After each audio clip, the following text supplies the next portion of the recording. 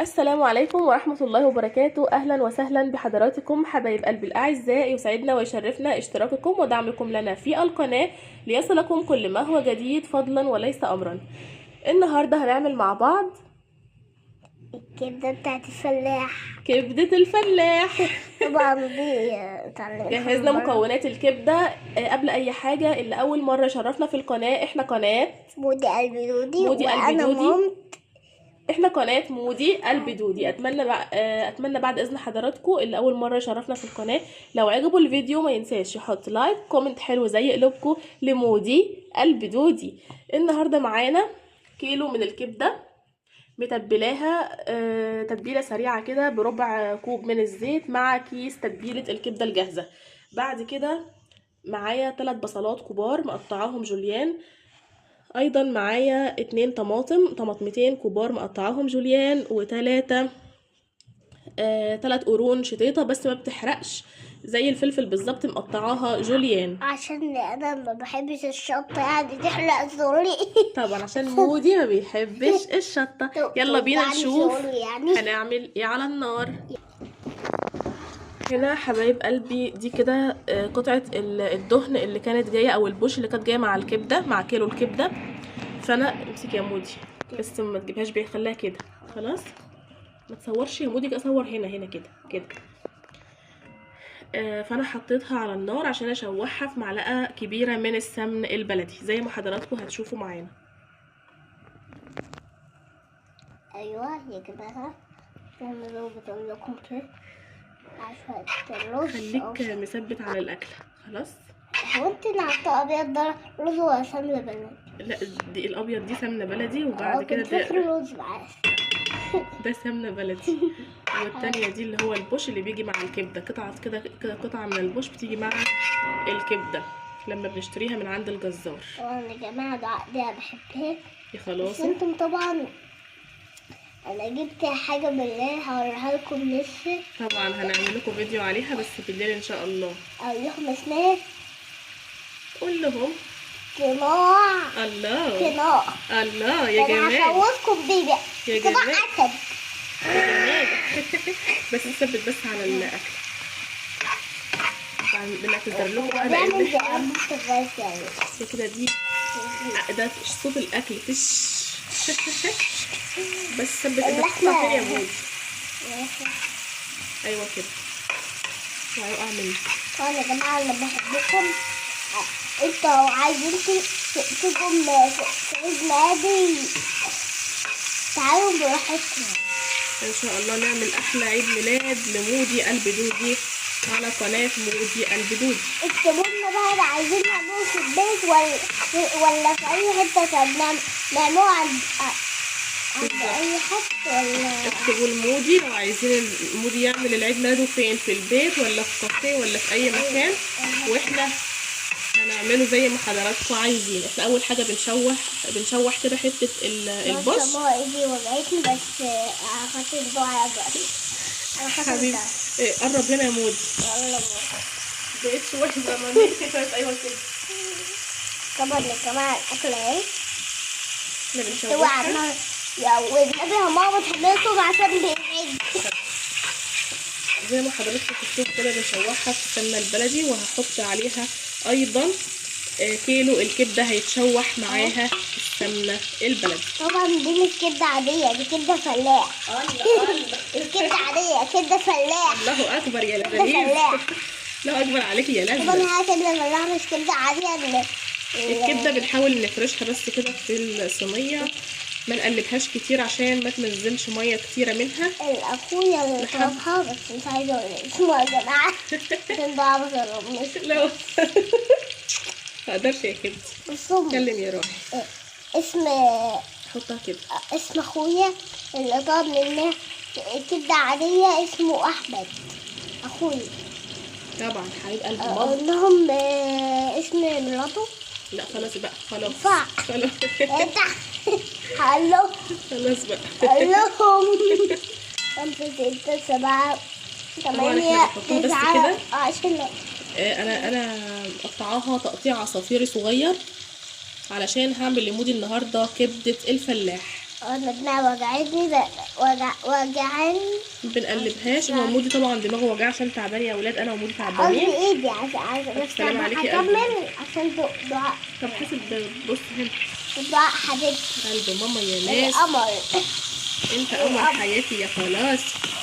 يا جماعة انا ببص بس قبل ما الحتة يكون خل دخل ولا ايه؟ قبل ما الحتة يكون خل دخل ولا حاجة. بنقلبها لحد ما بتاخد لون عشان نغلفها من بره، نقفل المسام بتاعها كامل علشان تبقى جوسي من جوه. وطبعا ايضا المسام ده لما بيتقفل ما يزفرش معايا الكبده. ممكن انزل افرلك شوية يا ماما؟ انزل افرلك شوية. هاتي يا روحي. يلا اقعد مع تيتا. شيل ده يا مودي. شيل ده وانت ماشي. يلا شاطر. حطه مكانه بقى.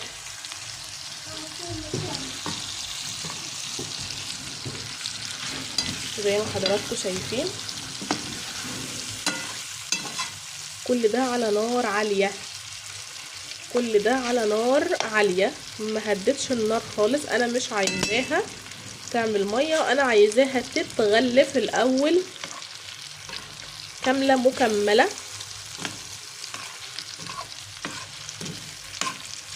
فانا ماشية مع حضراتكم خطوة بخطوة. انا عادي اوقات اتبل الكبده من البيت بالتوابل اللي في البيت، يعني اي توابل بتحبوها خلاص، خل وليمون وكمون وشطه وملح وهكذا يعني. لكن النهارده عشان كنت مستعجله فانا كنت جايبه كيلو كبده، وانا راجعه البيت جبت كيلو كبده. وطبعا جيت جهزت مكونات الكبده مع حضراتكم على السريع. وكان عندي هنا تتبيله الكبده اللي هي الاكياس الجاهزه، فحطيت الكيس على ربع كوب من الزيت وتتبلت فيهم الكبده بتاعتنا كده. زي ما حضراتكم شايفين الكبده كلها اتشمعت بهذا الشكل. هنبدا نعمل ايه بقى؟ هنضيف عليها ال3 بصلات الجوليان. انا بعتذر بس عشان الاضاءه مش كويسه خالص.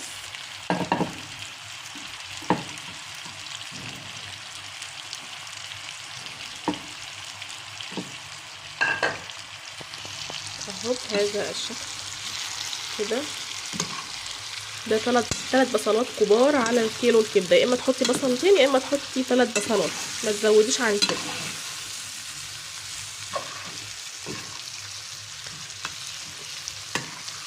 وبقلب بالراحه علشان الكبده معايا ما تتهريش.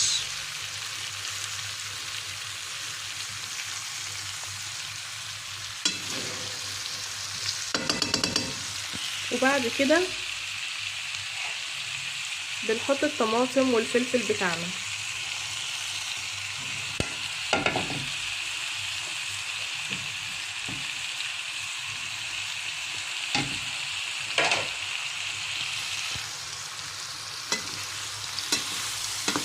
وبنبدأ نهدي النار في الوقت ده.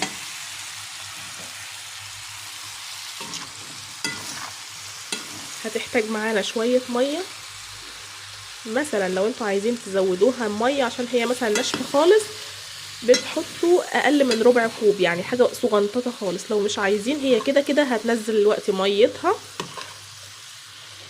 لما تهدوا عليها النار، ونبدأ نغطي عليها وهتستوي معانا. طبعا كل الخضروات دي هتدبل، مش هتدبل قوي يعني.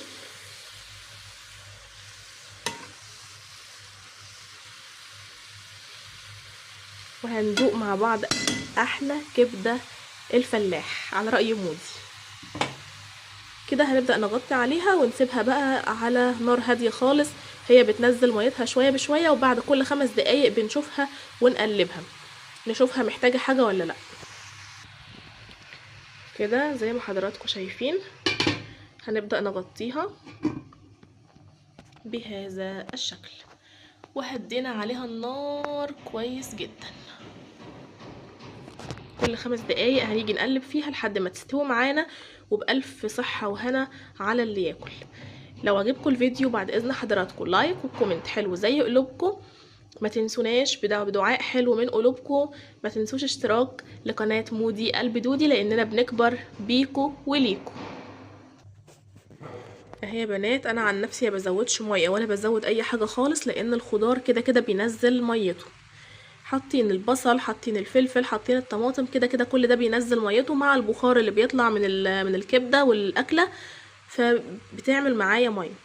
كل 5 دقايق بس المطلوب مننا ان احنا نقلبها تقليب كويس جدا وبالراحه علشان الكبده معانا ما تتهريش، واول ما تستوي بنقفل عليها وبنعمل احلى سندوتشات بالكبده وطحينه والف هنا على اللي ياكلها. واول ما تخلص معانا الاكله بنعصر عليها نص ليمونه.